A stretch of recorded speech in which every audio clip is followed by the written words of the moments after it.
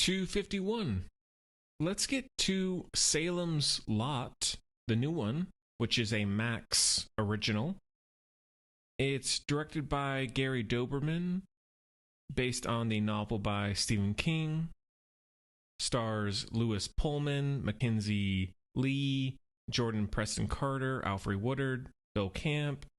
And the synopsis is: an author returns to his hometown of Jerusalem's Lot in search of inspiration for his next book, only to discover that the townspeople are being attacked by a bloodthirsty vampire.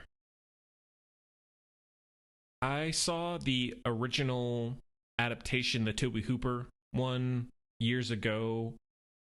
I also own the book. I haven't read it yet. I'm still working on other Stephen King books right now.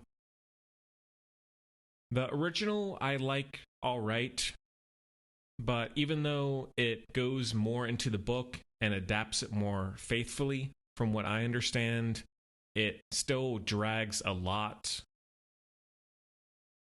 Watching this for the first time, I knew that the reviews were lukewarm. And as a whole, I think it's okay. One of the biggest problems by far, even not having read the book, the editing in this movie, not so much within a scene, more so keeping the narrative cohesive and whole. It feels very choppy. There are some scenes that suddenly end and it feels like there's way more possibility for what should have been discussed and explored. The jumping of time to time within a day or from a certain location. Honestly, it seemed like I could see the scissors of where the studio came in and chopped it up, or this was all the money that they had and so they just had to do the best with it. And it is, I should say, it is written and directed by Gary Doberman, who co-wrote the Annabelle trilogy, as well as The Nun and It Chapter 2. So he for sure has a lot of experience in horror, not so much with directing, but at least most of his career has been spent in this genre.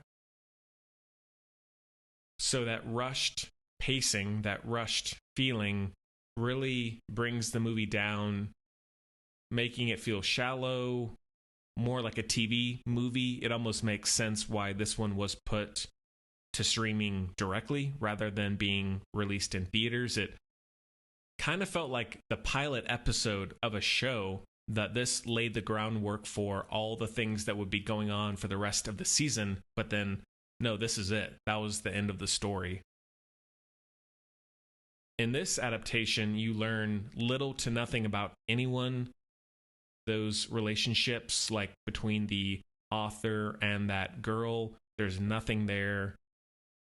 Everybody else is very cookie cutter, just there because they need a character, basically. And if you compare it to something like It, which it has many similarities that I'll get to, there's no comparison in that way.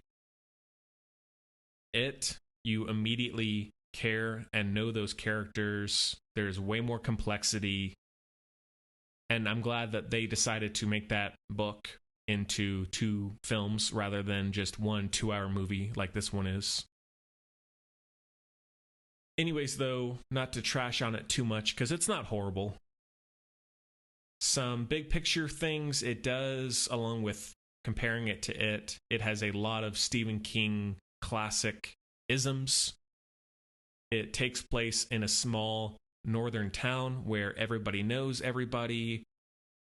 There are dark secrets that people are trying to hide, but somehow everybody still knows about them. The main character is also a writer, a novelist. There's a young group of kids who we follow that are like the loser gang in It, who are bullied and they have to take matters into their own hands, and sometimes they even act more like adults than the adults around them.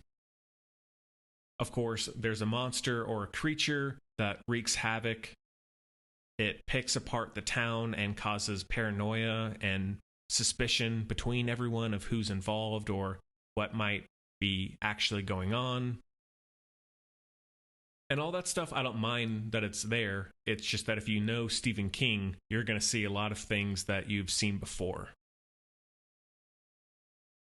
One smaller issue, not that it's inherently bad, but Gary Doberman's involvement with the Conjuring films, there are moments, especially when dealing with the crosses that light up or the casting demons away, it gets a little too close to feeling more like a Conjuring movie than a Stephen King movie.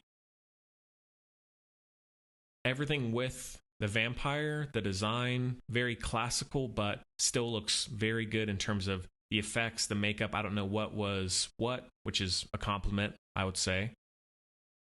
There's just not nearly enough of him in it, considering I'd say a lot of people have been waiting decades for a new adaptation, and there's so little horror. The movie is shot very well. It looks great. The changing of the color palettes, like the look of the sky, there's a lot of gloomy blues and greens, but then it'll change to very vivid reds and oranges and yellows. Good score and good soundtrack. And actually, I do appreciate that there's not a lot of jump scares in this, which I was a little worried about, but it mostly relies on visual storytelling to get the scares. The scene when the boy who's been bitten appears at the other kid's window at night, and there's that fog rolling across the window, and the piercing yellow eyes poke through. Towards the end, when all the vampires break loose and the main character, the author, is on the street and he sees all of the vampires standing around him, like some are on the roof, some are on the street, on the sidewalks. When the vampire attacks the family in the home, and that's when you really get the first good look at him, way too late in the movie, but it's an effective moment. The look of the vampire's house on the hill reminds me a lot of Beetlejuice. The boy crawling out of the coffin in the graveyard.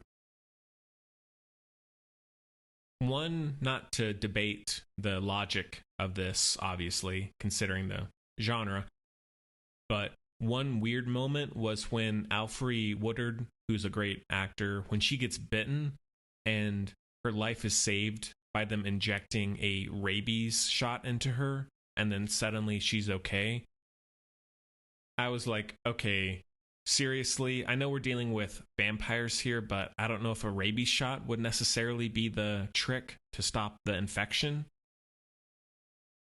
Her death, for one thing, is so sudden, but not at all affecting. I'm like, okay, she's dead. I guess we're moving on. Same thing with the priest. So as far as vampire movies go, it is watchable. It is consistently spooky. That one is a heavy 3 out of 5.